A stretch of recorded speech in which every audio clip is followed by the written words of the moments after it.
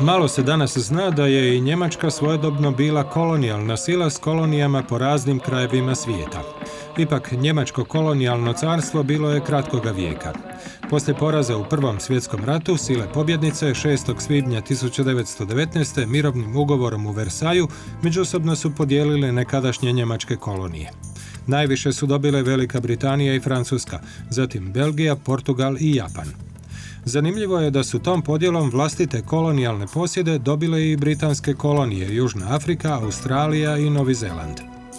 Iako se gotovo posljednja uključila u kolonijalnu borbu, tek u posljednja 2 desetljeća 19. stoljeća Njemačko je carstvo uspjelo steći Njemačku istočnu, zapadnu i jugozapadnu Afriku, odnosno dijelove današnje Tanzanije, Kenije, Burundija, Ruande i Mozambika, Kameruna, Toga i Gane te Namibije i Bocvane. Na Tihom je oceanu Njemačka osnovala Njemačku Novu Gvineju, u koju su ušli dio Gvineje, kao i neka otočja, poput Maršalskog, Karolinskog, Marijanskog, Solomonskog i otoka Samoe. Manje kolonijalne ispostave, poput ostalih kolonijalnih sila, Njemačka je imala i u Kini. No sudbina njemačkih kolonija brzo je bila zapečaćena početkom Prvog svjetskog rata. Samo dan nakon objave rata, Velika Britanija je pokrenula veliku vojnu akciju i s nadmoćnijom ratnom mornaricom i mnogobrojnijim postrojbama iz vlastitih kolonija te uz pomoć ostalih saveznika do kraja 1916. zauzela gotovo sve njemačke kolonije.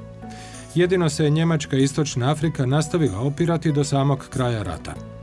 Ondje je njemački časnik Paul Emil von Lettow-Vorbeck uz pomoć malobrojnih njemačkih te nešto brojnijih domaćih kolonijalnih postrojbi organizirao vrlo uspješan otpor, porazivši u nekoliko navrata britanske napadače.